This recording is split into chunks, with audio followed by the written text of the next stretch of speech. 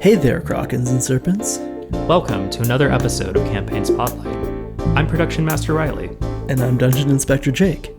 This week, we're chatting with Sam, who's the new DM for two of my old players from a long-running campaign that also included Prim and Chris from our last two interviews.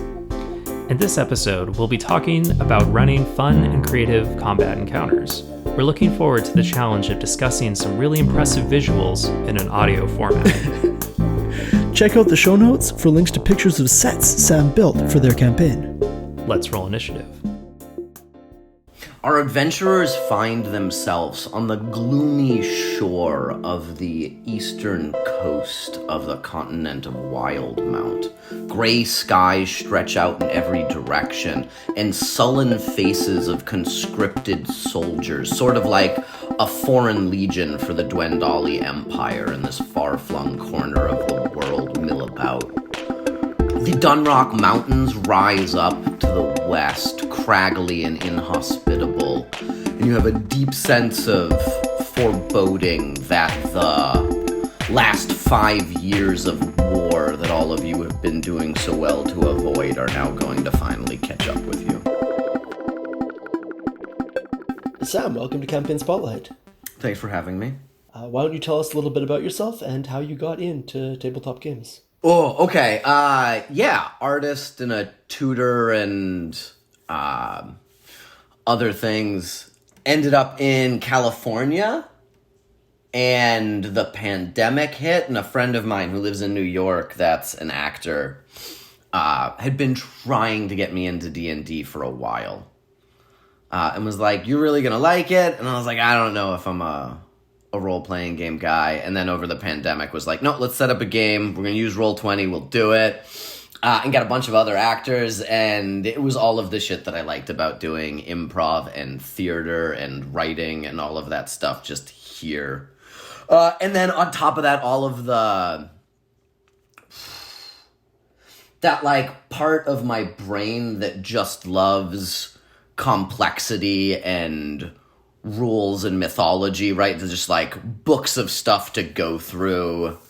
Also just really liked it. And we played in a campaign for a while that he was DMing, but he was basically like, "I wanted you to play D&D because I think that you'd like DMing and you'd be good at that." So we got, I had another game going here, like an in-person, and then scheduling got to be an issue, and I have another in-person campaign going now that we just did a little intro for.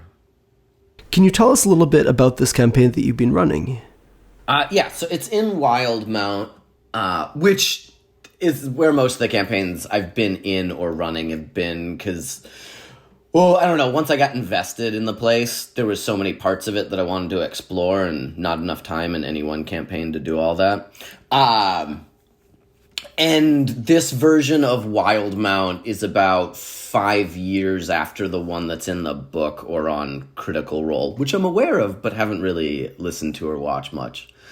So the war between the Kryn and the Dwendalis has been going for 5 years. And I took Mercer's original, like, sort of Balkan World War I setup that he was using for Wildmount and was like, cool, what does, like, 5 years of a horrifying war like that do to a whole continent? And just spread out the, like, misery, but also the sort of profiteering and smuggling that would go on into the rest of it to build up the world. And the campaign started with our adventurers all being captured and conscripted by the Dwendali army. And then finding a way to satisfy their military compulsion while still making it away with a boat that one of them started with. Yeah, I think it's pretty important to give the characters a boat or an airship or something like that. If that's, it makes the game a lot more fun somehow. There's that thing is sometimes, like, you can spend a bunch of a session just, like, setting up the home base. What's the cool stuff that we have here? And, like, a floating home base is pretty cool. They recently acquired a crew. They took on a bunch of people fleeing a town overcome by a chaos god. Who are already water people, and so now our crew, so in case they need to leave the boat, to go do some land campaigning for a while. The boat can meet them someplace. Oh, that's perfect. In a campaign that I was running during COVID lockdown with some of your current players, they had a carriage and it had cool features, but it was often very hard for them to find out how were they going to bring it with them, how it would come to them, things like that. So having a crew sounds like a good call. I also have you ever have those like NPC characters that you fall in love with, so they sort of go from campaign to campaign with you? And there was an orphaned sea elf named Dilyu, who had been in one campaign that petered out, so I figured that we could start off with him being a stowaway on the boat once they reclaimed it. So they sort of have this, like, young, naive, just like permanent bastion of pity or sympathy in the game to add a little bit of extra pathos. And is that the closest you have to a DM PC? No, there's also, I have my own version of the Traveler that I use a lot, which isn't really like a DM PC because he's a god, demigod. But no, Dilyu is mostly there for, like, if I need to raise the stakes in any scene, we can put Dilyu in danger. And, like, really tug at everybody's heartstrings. And like, I set up that character too well in this campaign because somebody drew a level 4 fighter from the deck of many things and has just assigned that as a permanent bodyguard for Dilyu going forward, which has been a lot of fun. I guess that there's also kind of diminishing returns. You can only put the sympathetic character in danger so many times before the party realizes you're never actually going to kill your favorite character. Or you lull them into that false sense of security and then kill Dilyu. I'm horrified, but also I want to be a player in one of your games. How was it to run... this is a little bit off topic, and I apologize, but I'm always so curious about it. How was it to run Deck of Many Things with your party? One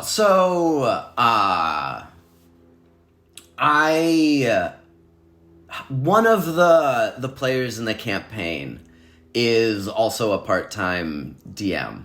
So doesn't have his own campaign going now, but is like a DM. And he's the one that I gave the deck to. So, like, there is also a player in the game who realizes that this is an item best used in moderation and seen as though he's mostly in control of it. There's, like, a good balance, because there's a part of me that, like... I had a friend, the guy who brought me into DM to begin with, who... I don't know where he got the quote from, but he was like, sometimes people think, you should really, like... work up to certain items in the game, but also sometimes it's fun to give your level 1 characters just a nuclear weapon and then see what they do. And the Deck of Many Things, I felt like, because it came early. It was like, I think in the first session, I gave them each an item that was way overpowered, just to see what would happen. And so I'm more inclined towards the chaos, and having a player in the game who's a little bit more inclined towards moderation makes a nice balance. Yeah, if you're giving out the Deck of Many Things in the first session, you definitely want players who aren't going to be like, I draw 45 cards, let's see how this goes. Because then your whole party's in prison gems, yeah. I think also, like, there was enough of an aura of fear around the item that, like, when we did finally get to drawing from the deck, because it took a bunch of sessions before it showed up, before anybody took any cards, that, like, once we got there, people were going at it with, like, a proper temerity. That's, I think, the optimal balance. And sometimes when you give a powerful item out, it's too powerful. I gave my party the Deck of Many Tarasques, and they just didn't draw any cards from it because they didn't want to see what would happen. What would happen would be a Tarrasque, for the record. But it was maybe an item where I gave them something cool early in the campaign. They're like level 5, and they were too afraid to ever touch it. So I have a standing rule that I will, like, occasionally refresh my players on, but, like, as a rule of thumb, and I'm not saying right away but like, if I give you a cool thing and you use the cool thing, you will get another cool thing. You don't have to worry about using the items in game. That's why they're there. Use them. There will be more fun ahead. That's a really good approach, especially for like the really damaging items, right? Like in a campaign that I ran once, they had the scroll of comet summoning? You basically can cast a 9th level meteor swarm with a scroll, and they never really ended up using it because, I mean, it does 150 points of damage on average to everyone within a mile. That's amazing. Yeah, you'd really have to like get them up on like an appropriate cliffside where you could see enough of the country to direct a mile area of effect. There's also, I think, like, there's a lot of items that are good single-use items anyway. So, like, yes, this is overpowered, but it is overpowered once. Or if there's a thing that I want to give to the players without breaking the game, like maybe it shows up cracked, and every time we use it, we have to roll a d6. And if you ever hit a 6 on that, then it shatters and it's gone forever. Just to, like, put some limit. Like, no, we can have the big, outrageous fun over here, and then also if it needs to go away, that's going to happen at some point. One aspect of your campaign that is, I think, really distinctive, and it's wild that this is distinctive when you think of tabletop games fundamentally coming out of, like, World War II era war games, is the grid-based combat, right? A lot of home games, people do theater of the mind or something a little more abstract. You have sets. Yeah. Sorry, I feel like I cut you off. No, I do. No. I have sets, and when I'm not playing D&D, I tutor and I sculpt, and I started sculpting with cardboard and paper. And when I started playing D&D, it was actually, part of it was DMing and trying to figure out what the session's going to look like, and some part of my brain was like, no, I want to look at it. Like, if I'm going to have a thing that happens at a temple and I want to, like, put all of the cool stuff for them to find and encounter and whatnot, like, I wanted to look at it physically, and I had all this cardboard for making stuff, and I was like, well, fuck it, let's make it. And that started the, like, foray into making sets, and mostly the making them now is less about the combat and more about when I showed that first table, the first set, and they were really into it. I wanted that feeling again. So, like, the sets are as much for me and for mood as they are for actual play. And sometimes, like, the grid is helpful. And sometimes we'll dip out of the grid and into the theater of the imagination for combat, depending on what's happening. So the sets are not literally just for, like, initiative. You're also using them in kind of role-play type settings. Yeah, so, like, so I wanted to do a naval combat scene, have 2 boats fight each other. And so, like, I made 2 boats, and we put the boats out, and they have grids on them, and then I did layers in the boats, so if you wanted to go below deck, there were little rooms and things down there. And I had 2 boats, and part of it was, like, it's fun to everybody have their little pieces and move the boats, and you can have them sailing up and all of that, and because I didn't know how to run naval combat, I figured, like, having things on the table would make it a little easier. But then also, like, that's the boat that this campaign is using as their boat. And, like, having their boat on the table that they get to be like, that's our boat and it looks kind of cool, just adds a greater sense of camaraderie or, I don't know, table fun. It seems like it really helps them understand that there's some permanency almost, that there's that this is kind of downtime is happening in this game. There's not just adventures. We're on a boat when not otherwise discussed. Yeah, and then, like, we had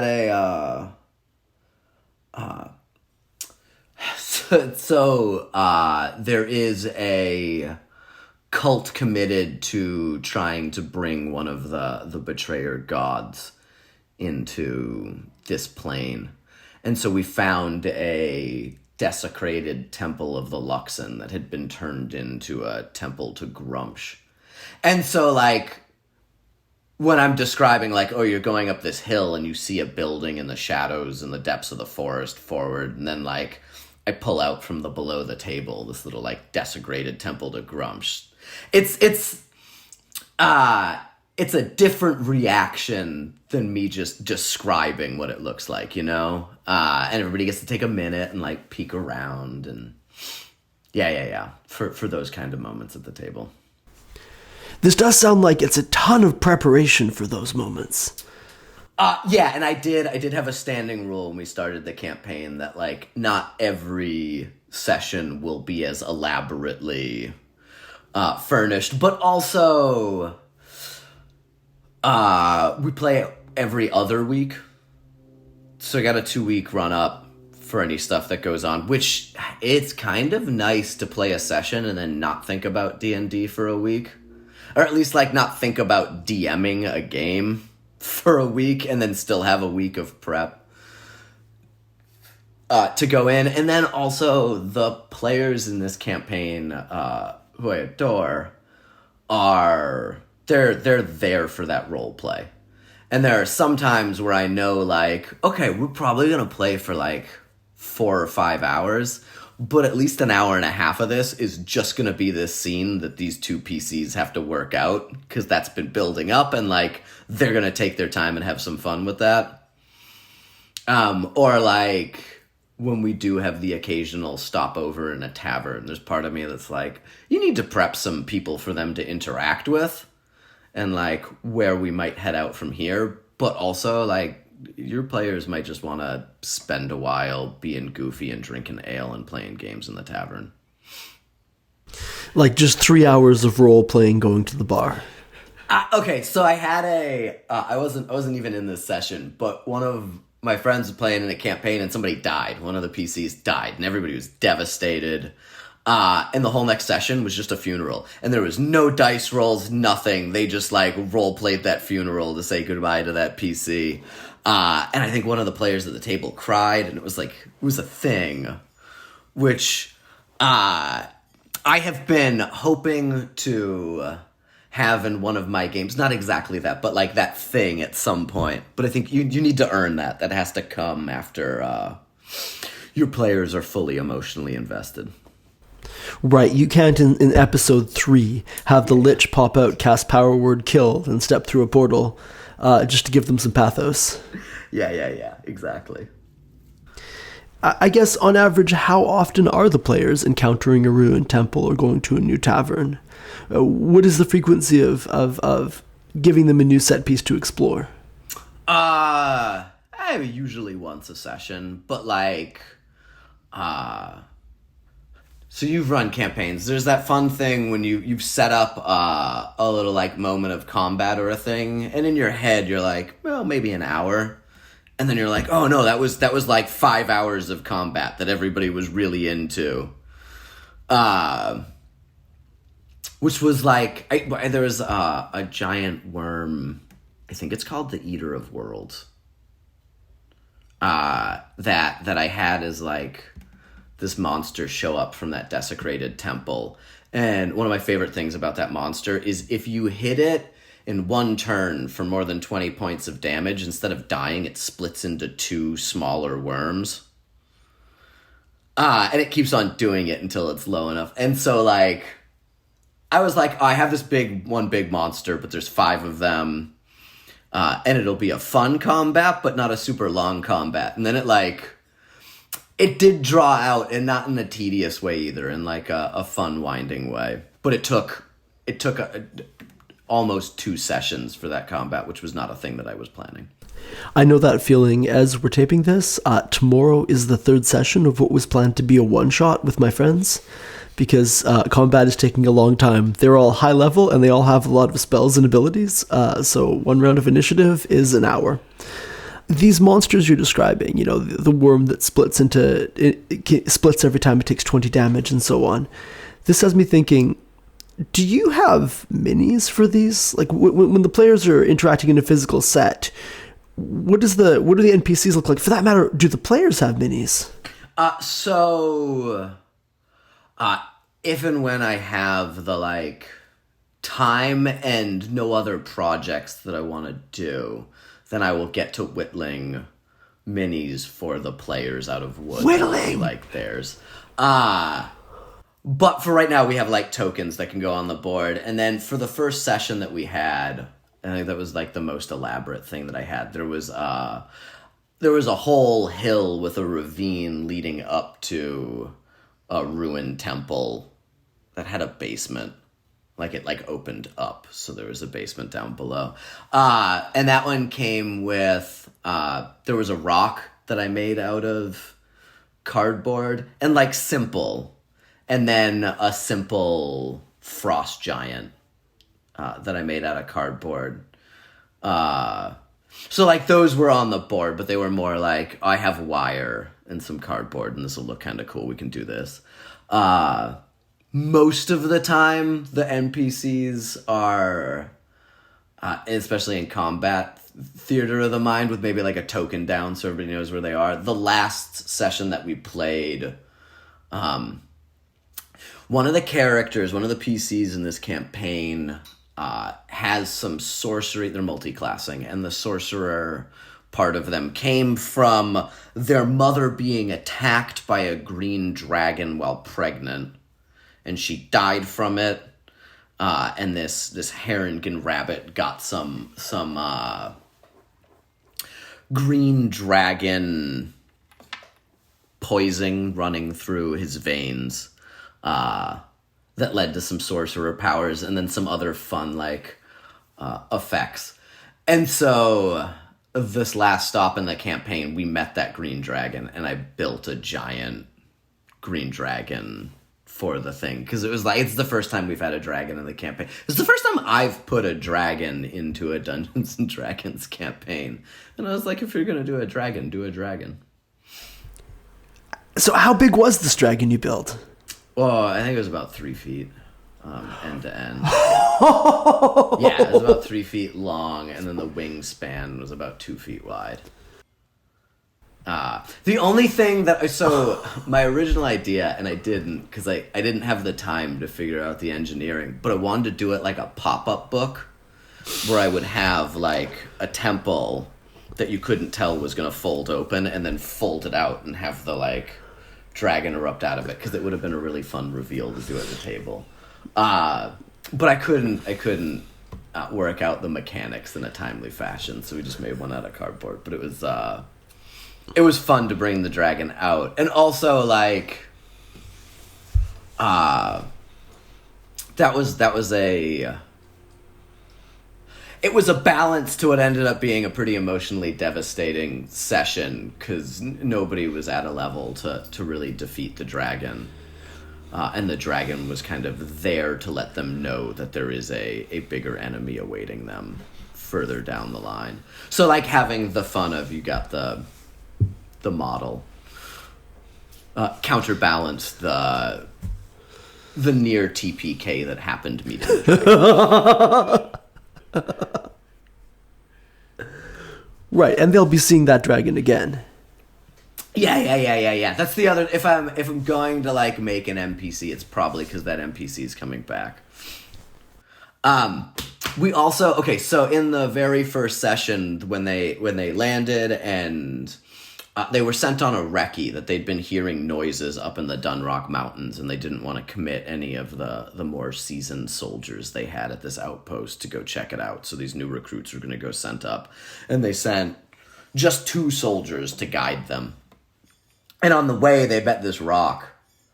And it wasn't a scripted death, but the rock killed one of the soldiers, Myrtle.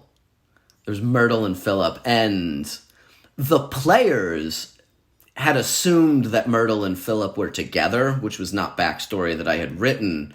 But once they got going with it, I was like, no, this is kind of compelling. We're here. And then Myrtle died. And Philip ended up not going back to camp. He ran away. And so between sessions, I have been tracking Philip's exploits since then. And And so, like, the last time they rolled into a tavern, there was a bard who was there and told us the first of the adventures of brave Sir Philip and what he's done since they left him in session 1. And so I've been trying to, like, keep track of where he's made it in the continent and his further exploits. And I have a little character sheet for Philip that is slowly leveling up. So when we do meet Philip again, there'll be, like, a good long backstory for them with that. I guess we need to wait to air this episode until after the Philip reveal. So they know that Philip is out there and doing stuff. So this shouldn't be a spoiler for them. We'll tag this episode with a spoiler warning for like these 4 people exactly, and no one else. My friend was saying that on Reddit, one of the DM subreddits, when people post, they will, like, say the name of their party, like, don't read any further, and then ask their questions. I mean, you got to, because I'm assuming you're going to compel all your players to listen to this podcast. And then they hear it, and they're like, oh, shoot, the Green Dragon's coming back. Now we know. Yeah, although, like, I feel like we, the ending line when the dragon had almost killed the whole party was he leaned into the Harengen whose mother he killed and just said, I can do this whenever I want, and flew off. So they should know that he's going to come back.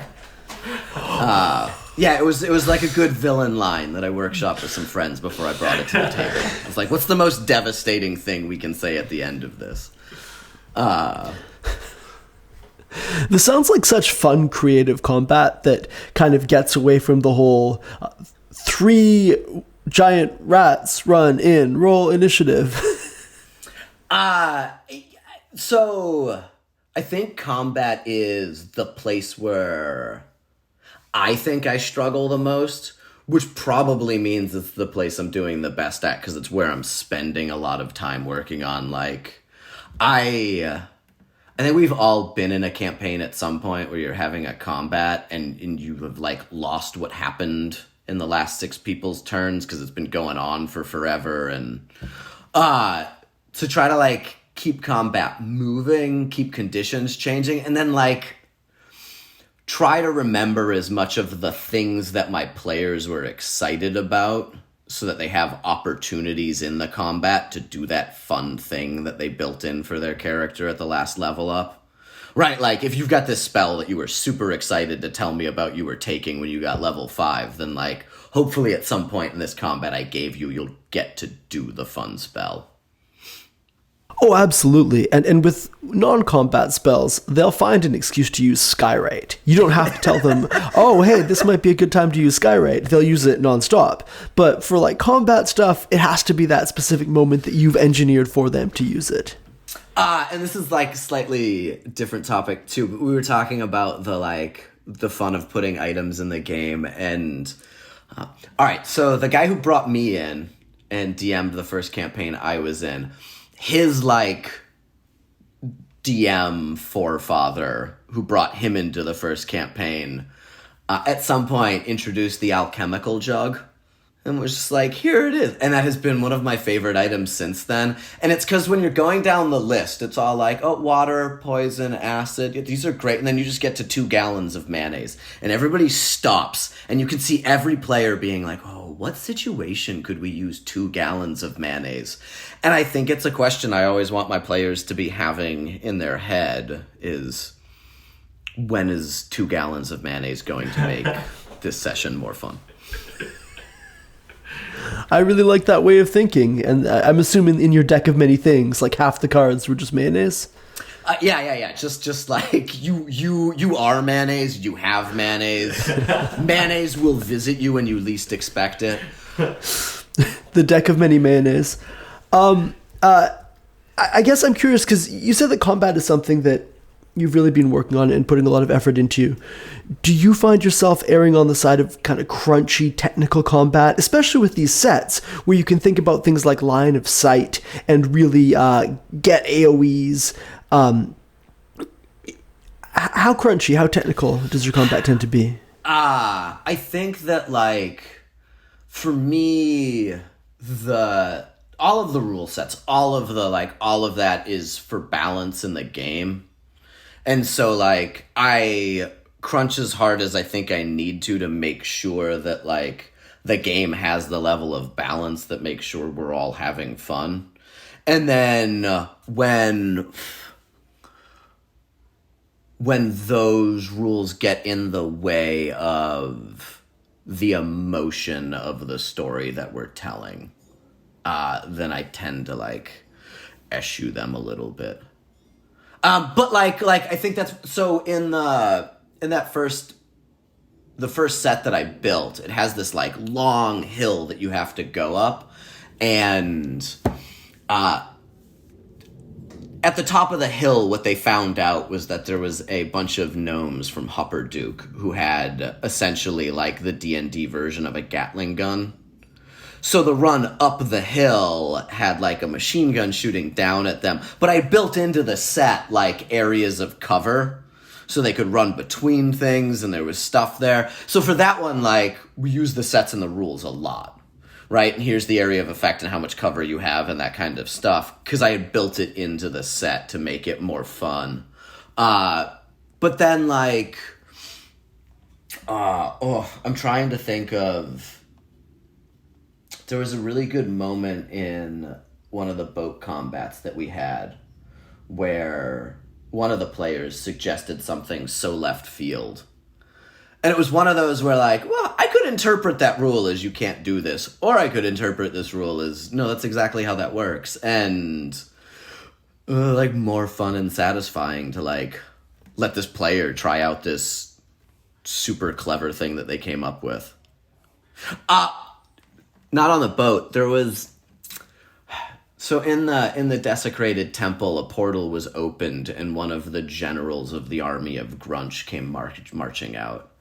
And one of our players had gotten sovereign glue, and while this, like, super high-powered OP character was assembling his army and giving a speech, he glued his feet to the ground. And I was like, there's a minute time for the glue to set. And I was like, great, well, let's roll some dice. Let's roll some dice and see if this guy is going to, like, strut while he's giving a speech or stand there and let that go, because, like, that's so much more fun. And it's easy to be like, well, nobody's going to stand still for a full minute. But also, like, this is a Hellspawn general, and maybe, like, that's the thing that's scary about him is he doesn't move that much. Because he's been doing a real, like, calm, collected, cool thing. And then also, it's the fun of in between games. I'm now trying to figure out how long it would take. We're on, like, out by, like, the Blight Shore on the far end of Wildmount, for anybody who knows that map. How long it would take to get any of the, like, few items that can undo Sovereign's glue across the country so this general can get unstuck. I absolutely love that. And that's the kind of move where, okay, this doesn't necessarily, we're not going to do the full crunch. We're not going to have you explain blow by blow how you're doing it. It's just such a funny scene and such an effective use of quite frankly, a really weird item.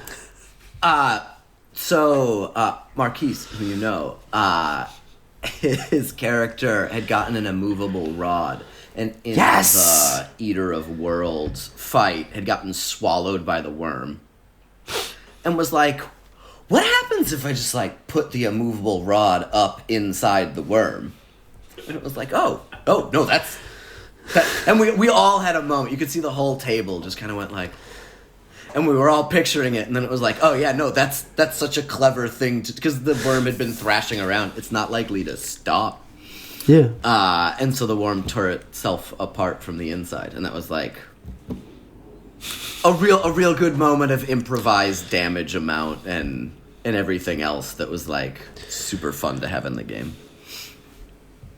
I absolutely love that. I think it would be pretty hard to make an immovable rod prop for one of your sets. Yeah. It just hovers in midair. You're like, yeah, I made this out of cardboard and wire.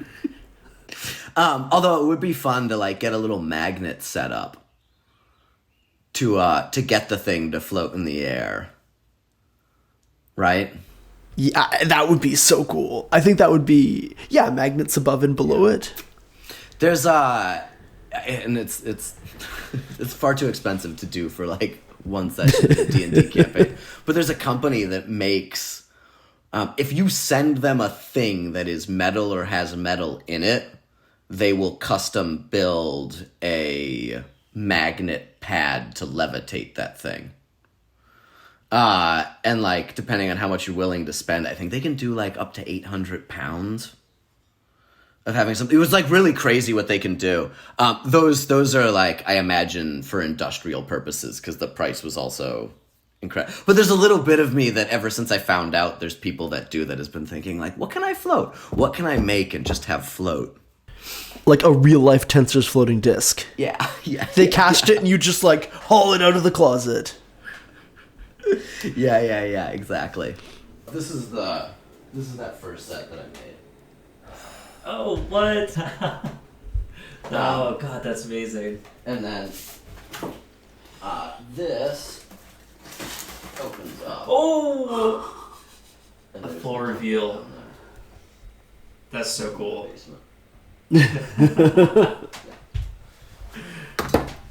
That is... All right, yeah, we got to figure out some way to like have pictures in the show notes or something. Yeah. Yeah, I can send you some shots. Thank you so much. The other one that I made, and I won't move around too much because I know for recording it's no good. But you can see it on top of my fridge. That's the boat. Wow! Wow! And then there's the like cliffs behind it, and the cliffs open up to reveal like a Oh, what? Oh, like little mushrooms? Yeah. So in story, this might be a spoiler for any of my people listening. So like, okay, I promise we'll put a spoiler warning. Yeah. Well, no, they know a lot of this. So the traveler, my traveler, is a demigod trying to ascend to godhood, As one does, and has a plan for it. But part of the consequences of 5 years of magical war on the continent is that the divisions between the planes are starting to loosen. So that's like the Feywild plane spilling into this plane hidden down there in the cliffs. And so the traveler met them there and was like, here's the thing that I need your help with, is that there's a general weakening between the planes, and there's some less friendly gods that might try to creep through and create another calamity. But also there are weapons hidden throughout the land that could help a party of adventurers such as you keep a god like that at bay. Because it's nice to have story points laid out already. Yeah, so he met them in the Feywild, and then also, like, everything about the Fey is fun. Oh, absolutely. Can you tell us... go for it. Sorry. No, you go. Oh, okay, yeah. Can you tell us a bit about how you build these sets? They look fucking phenomenal. And you said they're made out of cardboard and wire? So these ones are all cardboard.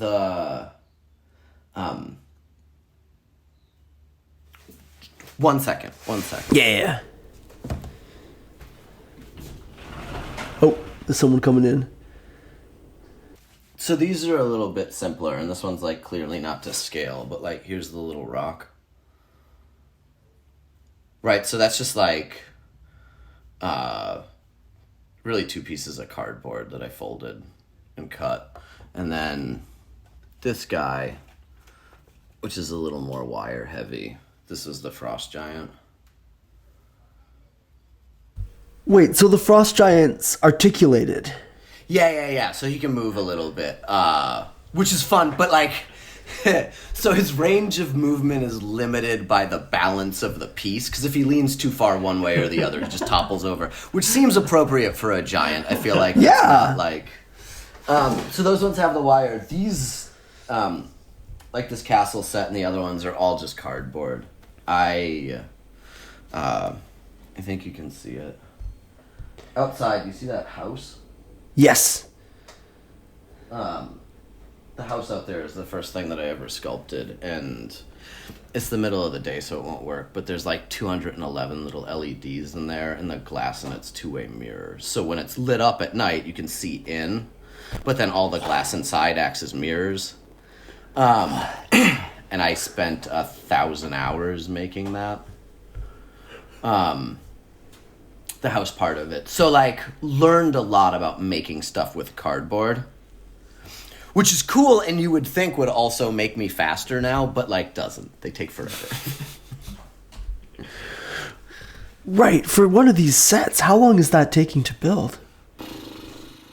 So I have a rule now that I can't spend more than, like, one full day prepping objects for the D&D campaign. But, like, because I tutor, most of my days are my time, so I'll wake up in the morning and then... until I have to go teach, work on a thing, and then when I come home, hopefully finish it off. And then if it, like, looks a little bit rougher than I want, spray paint often helps to give it a little bit more of a finished feel. That makes sense, yeah. And then sometimes I get, like, halfway into a thing, and I'm like, oh, this is better than I thought it was going to be. And then I spend a bunch of time, like, working on the details and things, because... And how do your players interact with these sets? Like, when you show them these sets, of course they're wanting to look at them, look at all the details as we've been doing. Are they in-game wanting to run all over them as well? Yeah, for the most part. This one especially, because it's set up for that. And there's a little rope bridge there. Which, so, the one thing that we didn't get to do with the sets, which... it would be fun to do at some point, is where I live, I have the space to have fires in a fire pit, and one of the characters loves to set things on fire. Playing inside, you definitely can't do that with the set, and if you don't want to burn the whole set, that would get tricky. But it has been fun every time we've been in a thing. I think every combat we've had, this player has set things on fire. And it is fun having the physical thing here, and I can be like, well, all of this is on fire now. Right, and then, like, we do a round, and it's like, well, now all of this is on fire. That player recently burnt the boat that they all share. And then spent a while repairing the boat. Do you make them roleplay the repair? So like, the table that we play at is... queer, gay, for the most part. And it is a nice table to have for many reasons. And I think, like, the part of the D&D community that I've been most hanging out with anyway. And so when they took on the crew, I came up with, like, descriptions of who this crew was, right? These were people who were fleeing this town that had been taken over by the followers of Grumsh, and they just wanted to be, fisher people. But it had to be a big enough crew that, like, if they wanted to leave the boat, they could go. So there are 2 goblin couples on the boat. Those are kind of like non-binary lesbian couple. And then there is an... asexual homoromantic bugbear, and a ethically non-monogamous hedonistic throuple of orcs. So when the boat got burnt and they were repairing the boat, there was also, like, all of these new crew members for work time conversation things going on. Yeah. And then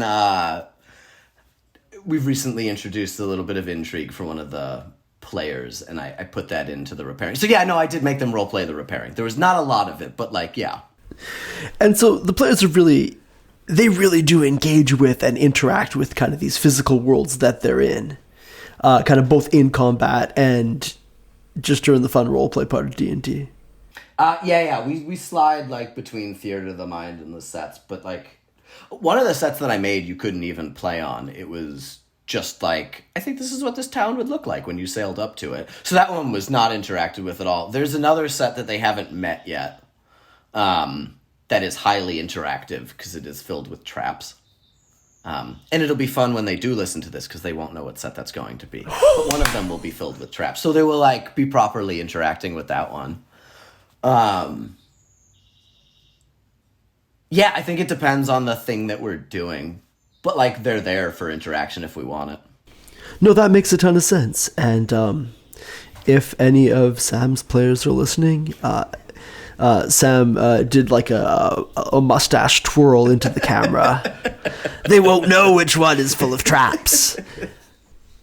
It sounds like a lot of what you're doing with combat here, and with more broadly giving the players physical spaces to explore, is quite a lot different than how a lot of home games run, right? A lot of home games tend to be very theater of the mind. And to what extent do you think players come in with an expectation that it's going to be a real theater of the mind type game? I know a couple players in your current campaign suffered through 2 years of me DMing just all theater of the mind all the time. I really love this table. Like the players who come are like, one of the players at this table apologized to me for sending too much character detail. And I don't know how to say it, but I was like, no, that's just so much less work that I have to do. You're putting so much story like into the thing. I'm never going to complain about that. So when we get to do theater of the mind, it doesn't, I don't think, feel onerous for anyone because they're like, they've come in with stuff. We also have a player who came to join us as sort of a messenger revenant on a mission, who hasn't really D&D'd before. And the little moments that I've witnessed at the table of the players doing that, like, that thing that I love about D&D of when you are excited to show somebody new this thing that you like and why it's fun. And that's also been really sweet. And I think there has to be a certain amount of that before you get to the comfort level to like really do all of the fun theater of the mind playing in and out of combat. That sounds really reasonable. Oh, fun fact, I've been using Zoom every day for 2 years now, and I still have no fucking clue when I'm muted. It's pretty bad. I guess we're getting to the point. Okay, yeah. Can you share any media that you were, anything you were watching or reading while you're putting together this campaign? What's playing in the background while you're building these sets? Oh, like a lot. I think especially during the pandemic, having like background TV on was helpful because I'm usually used to being around a lot more people. So especially in like the depths of the pandemic. And some of that's just like the comfort food of television, 30 Rock and things like that. I did watch both seasons of The Witcher at some point while building one of these. Did that affect like the direction of the campaign? You know, watching The Witcher, did it become a little more Witcher-esque?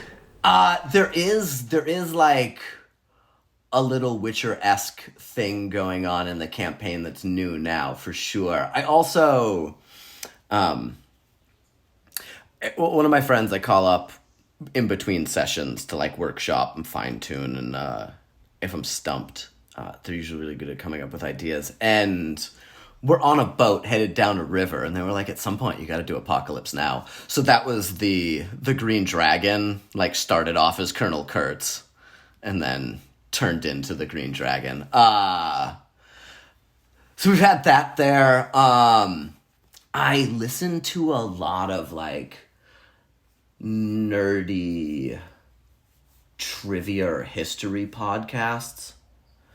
And I watch a lot of like nerdy history, like YouTube courses and things, which YouTube is amazing because if you want to learn a thing, you can, but the first thing you have to learn is like how to find what YouTube channels you can trust. But yeah, so like there's also a lot of that. A lot of when I've been doing this, I've been listening to like World War I stuff. As I think come up over and over again. Right. I think in terms of kind of a global, all-out, years-long war, it's almost a natural thing to base your narrative around is World War One. And I recently learned about the War of the 7 Years' War. The 7 Years' War.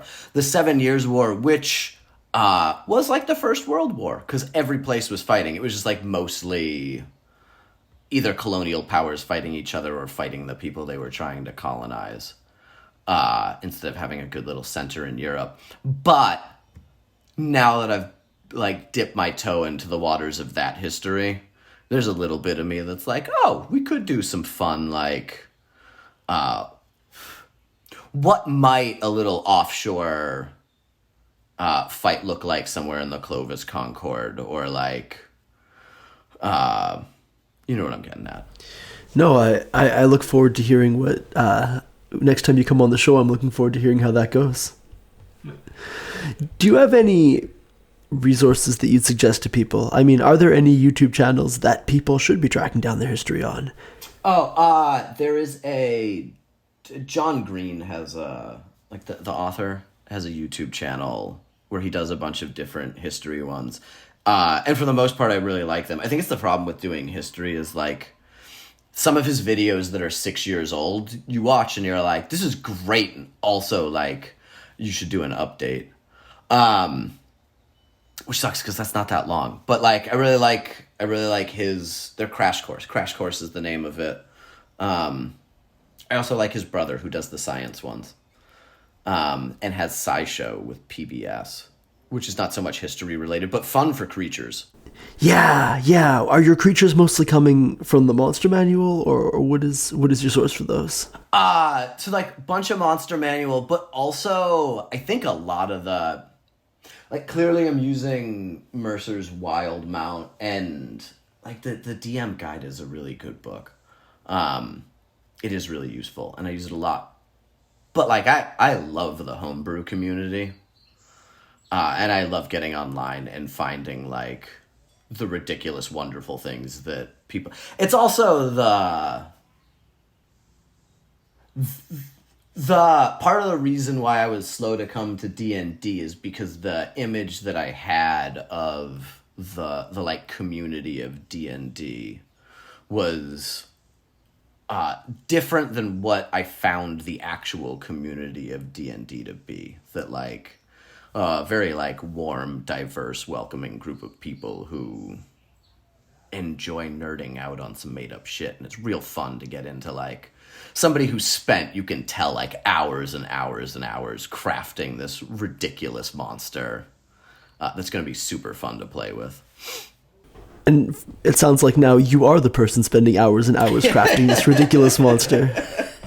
I did like, I think like the thing that every DM does, where like you start a world build, you come up with like your little thing. We'll see if that actually goes anywhere. But yeah, it is fun. It's like the sense of satisfaction I got from all of the like rigorous effort I put into school for so long that just evaporates at some point. Like D&D fills that void. Oh, there's all these books that you get to read, and then you learn about all of these things, and it is also why like it's a dope collaborative game, because for all of the bizarre shit I can keep in my head, like I'm no rules lawyer, and having a rules lawyer at the table is sometimes super helpful. There's a appropriate personality to go with that. Right, but when there's somebody at the table who can pleasantly be like, oh, how far does that go? And be like, oh, yeah, we should double check this, like, is, I think, like, a good utility man for a DM to have. Absolutely, especially when you have, you know, a three-dimensional representation of where they are that's kind of keeping you honest. If that dragon is 60 feet away, they can see that it's 60 feet away. Yeah. Which, like, the only problem now with the sets is I keep on looking, being like, I need a bigger table.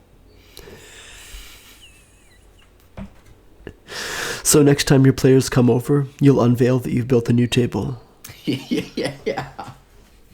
Do you have any other resources? I'm actually really interested in whether you have any resources around sculpting, around kind of building physical representations for your players to explore. So I'm going to be honest, when I started doing the paper sculpting thing, it was all, like, exclusively trial and error. Does this work? Does this look like the thing that it's supposed to look like? And if it doesn't, then you just crumple it up because it's cardboard I rescued from the recycling anyway, you know, like, and the glue's not that expensive. If you want to make sets, there's the pH neutral bookbinding glue is the glue that you want to use for your cardboard construction. It dries pretty quickly and lasts forever. And is real useful. And sometimes if you put enough on, it can have some structural integrity. I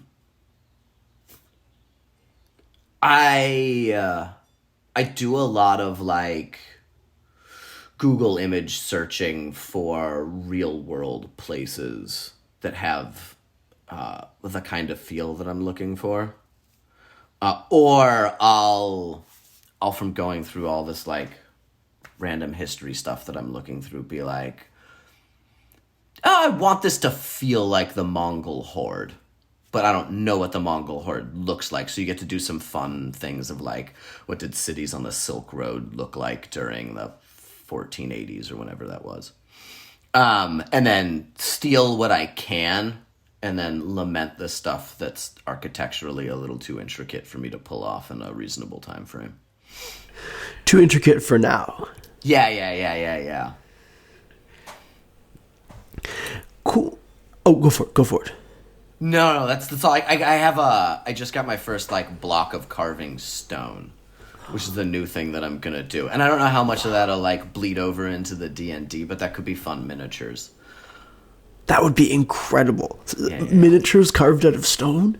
That'd be, like, a real fun, like, if I was going to start a new campaign, like, welcome to the campaign, here's a piece. Or, like, a fun, like, end of campaign, thanks for playing, here's a little figurine you can take with you. Oh my gosh, that would be absolutely incredible. I was thinking you meant it was, like, for the final boss of the campaign.